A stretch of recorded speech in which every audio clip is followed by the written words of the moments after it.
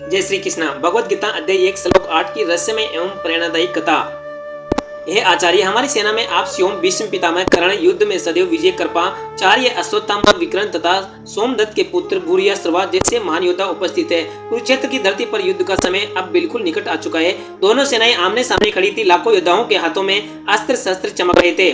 शंकु की गूंज से पूरा आकाश थर्रा उठा था। हर योद्धा जानता था कि अब कुछ ही क्षणों में इतिहास सबसे बड़ा युद्ध आरंभ होने वाला है। दुर्योधन ने अभी अभी अपनी सेना का परिचय देना शुरू किया था। अब वह अपने शक्तिशाली योद्धाओं के नाम लेने लगा। वह गर्व से बोला, है आचार्य, हमारी सेना में आप स्वयं हैं, हमारे साथ भीष्म पितामह, महावीर कर्ण है, अजय कृपाचार्य है, आपके पुत्र अश्वत्थामा है, धर्म प्रिय विकर्ण है और महान योद्धा भूरिश्रवा भी हमारे साथ है।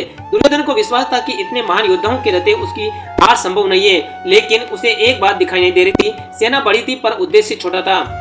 दुर्योधन के साथ संसार के सबसे महान योद्धा थे। भीष्म जैसे अपराजय वीर, कर्ण जैसे महान धनुर्धर, द्रोणाचार्य जैसे महान गुरु, कृपाचार्य जैसे अनुभवी योद्धा। फिर भी अंत में विजय पांडवों की हुई। क्यों? क्योंकि शक्ति तब तक अधूरी है जब तक उसके साथ सत्य और धर्म न हो। एक नगर में दो बड़े व्यापारी थे। पहले व्यापारी के पास बड़ी दुकान, बहुत कर्मचारी और अपार धन था। दूसरा व्यापारी छोटी दुकान चलाता था, लेकिन ग्राहकों से ईमानदारी से व्यवहार करता था। कुछ वर्षों बाद पहले व्यापारी की दुकान बंद हो गई क्योंकि लोगों का विश्वास टूट चुका था। दूसरे व्यापारी की छोटी दुकान पूरे शहर की सबसे प्रसिद्ध दुकान बन गई। एक बुजुर्ग ने कहा, धन से व्यापार बड़ा बनता है, लेकिन विश्वास से व्यापार चलता है।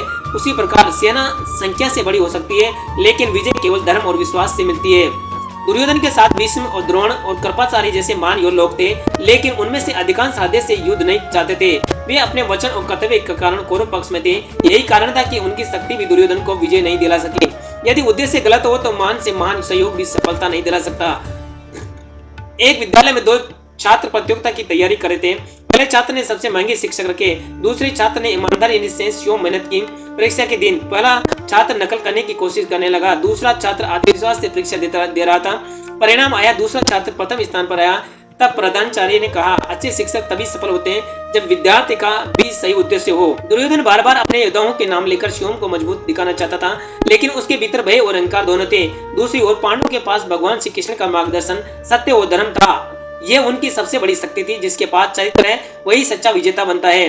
यदि आपके पास धन है, अच्छे मित्र है, बड़ा परिवार है, अच्छी शिक्षा है, लेकिन ईमानदारी नहीं है, तो यह सब एक दिन व्यर्थ हो सकता है। लेकिन यदि आपके पास सत्य, परिश्रम, भगवान पर विश्वास है, तो छोटी शुरुआत भी महान सफलता बदल सकती है। सिर्फ शक्तिशाली लोगों का साथ सफलता की गारंटी नहीं होता। धर्म के बिना शक्ति विनाश का कारण बनती है। महान गुरु और महान साथी तभी लाभ देते हैं जब हमारा उद्देश्य सही होता है। भगवान श्री कृष्ण का संदेश है, सत्य और धर्म के साथ चलने वाला व्यक्ति अंत में अवश्य विजय प्राप्त होता है। मैं केवल ताकत नहीं, सच्चाई को भी महत्व दूंगा। मैं अच्छे लोगों की संगति करूंगा। मैं किसी भी सफलता के लिए गलत मार्ग नहीं अपनाऊंगा। मैं अपने चरित्र को अपनी सबसे बड़ी शक्ति बनाऊंगा। मैं भगवान श्री कृष्ण के उद्देश्यों पर चलने का प्रयास करूंगा। इस श्लोक का सबसे बड़ा रहस्य यह है कि दुर्योधन को अपनी सेना के महान योद्धाओं पर बड़ा गर्व था, लेकिन वह भूल गया कि भगवान श्री कृष्ण के बिना शक्ति अधूरी है। इतिहास ने सिद्ध कर दिया था कि जहाँ धर्म, सत्य और श्री कृष्ण का साथ होता है, वही अंतिम विजय होती है। यही भगवद गीता 1 श्लोक 8 का अमर रहस्यमय और जीवन बदल देने वाला संदेश है। जय श्री कृष्ण, राधा राधे, हरि बोल।